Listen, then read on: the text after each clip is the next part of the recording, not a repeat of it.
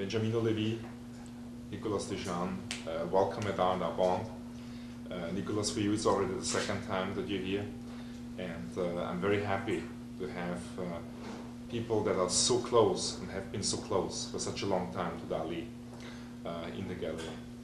I also want to express that, of course, I'm very grateful that men like you and your father have actually protected the name of Dali in such a wonderful way. And we had yesterday a beautiful meeting with Hank Hein, the museum director, and I think everybody really respects the work that you have done together with Dali and the amazing creations that emerged from that.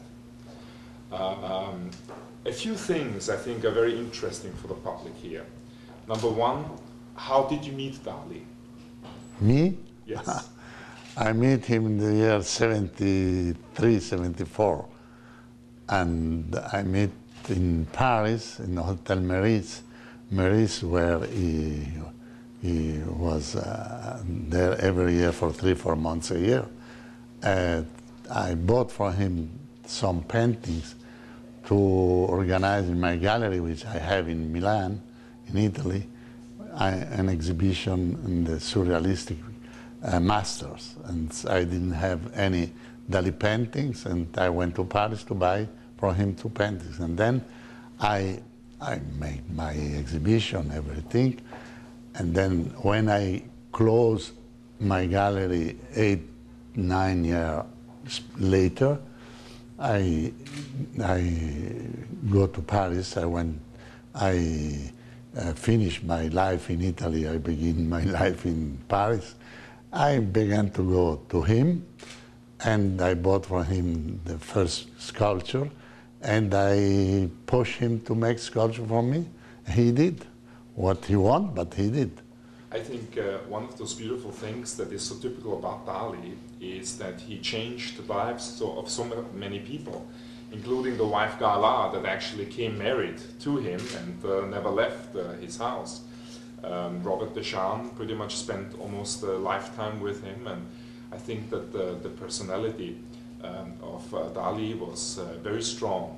And what I always hear over and over again, it's not the show side of Dali that was so remarkable, but the intellectual mind that Dali had that fascinated people. Would you say that this is one of the major criteria why you know, Dali is a painter, is an artist who express many things, not very in surface, how you say, but very deep, very depth. And you need to know him, and you need to study, because he was very, very intelligent. He had a fantasy and imagination enormous, and he could express many things without to show you what he want to express, and you should understand what he say, what he expressed with his paintings. Is it because there was a certain superiority that he wanted to display to the public that his mind provided to him? No, it was like this. It was everybody, if is intelligent, is not superficial. It's That's deep. correct. Yeah. Nicolas, you worked with your dad on many books, and I think also your dad and you together have worked very hard in the last 20 years, in particular, to keep up with the tremendous amount of work that Dali produced during his lifetime, paintings and sculptures. I think, and also from my conversation yesterday that we had with Mr. Hein, that really was a very clear argument. One goes with the other, and I think also Carlos Slim's recent acquisition of 38 sculptures by Dali for the Musée de Soumaya provides some sort of confirmation that the sculptures are very, very significant in the life of Dali. In particular, the hard and the soft. How long did this work take you guys, and how much research was necessary in order to combine all that information in this wonderful book? Alors, Robert met Dali in 1950, and he never stopped to collect information. So we have the more important archive in the world about Salvador Dali. We start the book, but without this archive, it would have taken years, ages.